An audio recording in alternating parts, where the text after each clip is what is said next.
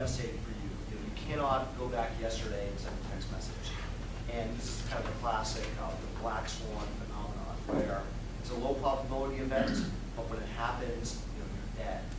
And again, right, look what's going on in the Gulf right now. Low probability event, but the consequences are just massive, and really you can't put the oil back in the well, right? You can't run a campaign yesterday. You can't explain to a consumer yesterday while they didn't have a good experience downloading content from Myxer, or why Catholic Charities couldn't raise money for a couple of weeks because Sprint had some beef with them that no one ever understood. Mike, you just won $10 from me. He was going to work BP into this somehow. How do you launch buddy? $5 if you get Goldman Sachs. Look what happened there, right? Government intervention. Are there any other questions? I guess that's the question, right? What happened in 2002 that made AT&T wireless more helpful program? The rest of the world. What are those rules? The rest of the world. I mean, you look at markets like Europe and Asia, where there was interoperability, and mobile just exploded. And they knew that in order to build become a massive carrier, they had to talk with other carriers. I think it's an acknowledgement that SMS is an essential communication stream. Right, so those rules are either industry driven or they were reported by the FCC. That was business driven. So, but the rules are, is it just the CPIA that came up with a group that said, we're going to say, and how, what's the origin of why 80,000 subscriber companies on Well, a business got set up around that. So that there are companies, AT&T didn't go and say, hey, I want to talk to you, Bluegrass. A business, I believe it was called InfoMatch, and a couple of other ones formed, that said, hey, there's a business opportunity here to make that happen, and the carriers agreed. And you probably know better, but I think CTIA was involved in sort of shepherding that because certainly the influence of the major carriers was the most important.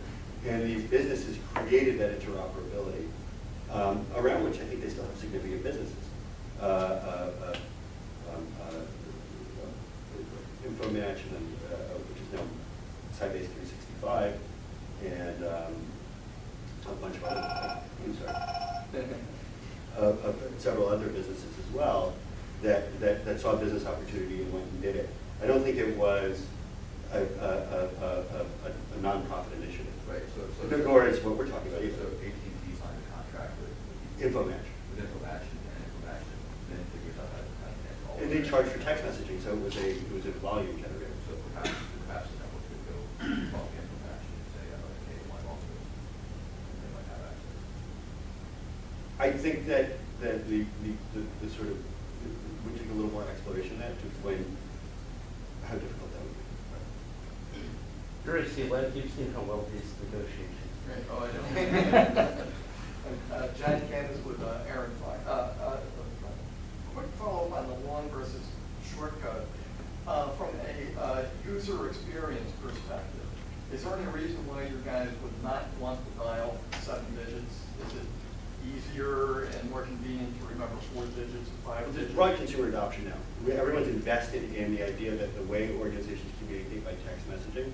But I do think one of the things, I think as technology evolves, like there are with URL link shorteners and stuff like that,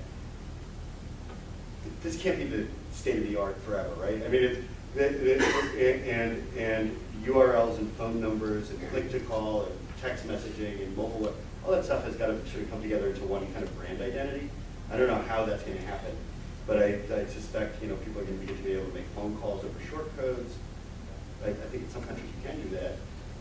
And again, it's probably not, but that'll evolve, and that's the kind of thing that innovation will reward. And I always think of the 1-800-Flowers incident. You think, but good God, they've invested so much in that, and they can't get a text message through that. There's a lot of real small businesses, and I'll just call out like the nightlife space, so like pub promoters, where they put 100 phone numbers in their BlackBerry, and they have like they can only send to 100, so those like 5 different groups, and they can get 500 messages out to 500 different people. Plus, they like the fact that it's coming from their cell phone number versus a short code because it's more personalized. So there is some businesses where the user experience is actually better from a long code. There was a product that got de-productized, which was shortcode masking to long numbers. So I could send but it was used in very interesting ways. So I could forward a text message from, say, Human Rights Campaign to you that would then mask as my phone number when it showed the clear desire. It was kind of a cool product. You can see where it was huge abusive problems potential with that. I don't know that it ever happened, but it would be nice to be able to, in a way that wasn't scammy, be able to do stuff like that. That's like the ultimate phishing. Yeah. Actually, it's funny, speaking of the MX had that product. the nightclub folks, I was speaking to someone who was who worked with some nightclub promoters, and they were trying to use short codes, and they had a short code shut down because they had an ad for their nightclub. It was like a nightclub ad, so there were flashing lights, and there was a girl in a bikini or something, and they were shut down because they were told that one of the aggregators saw the ad and decided it was inappropriate content, and so it was shut down. So they were now living in fear and going to every single one of their clients and making sure that every print ad the short code showed up on had to be run by them to make sure that it wasn't found in the wild by an aggregator to have their entire business shut down. So That wasn't us. that wasn't, yeah, no one in this room. But are there any other questions? In that case, I want to thank Mike and Eric Font for hosting us and the MICC. Again, I'm with Public Knowledge, and we're going to keep working on this. So if you have any further questions, feel free to get in touch with any of us. And thank our panelists. Thank you.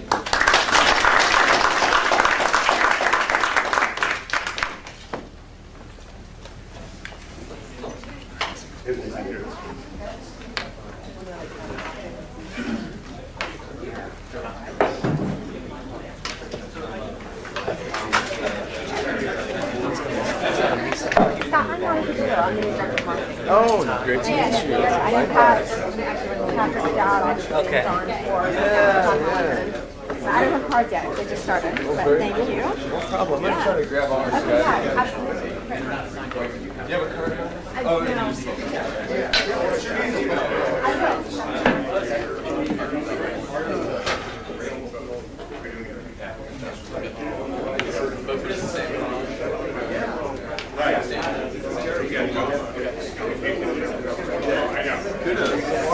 Hope you guys do more of these sessions. They're great. I like them. Keep it going. I've been to a few over sport.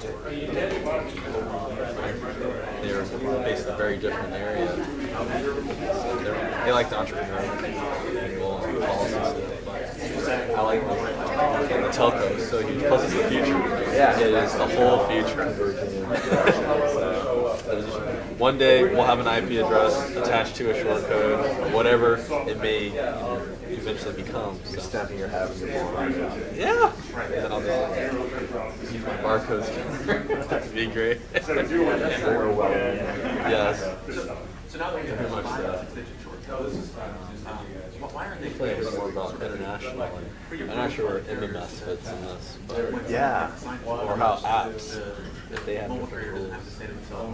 Yeah. We have to get over the text message first. Yeah, right. Before we can graduate. I mean, that's the thing. We were talking about this with the Google, Apple kind of fight going on now about kind of low advertising. Oh my gosh, yeah. Just like all the, I mean, same thing. It's like you have all these different silos of control. And at some point, I mean, I think some kind of regulatory structure put around it because it's such a, it's such a basic thing. Everyone does treat it like something basic.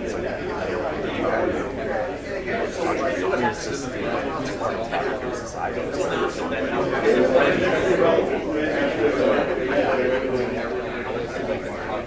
Yeah, but pleasure. Hope to see you again soon.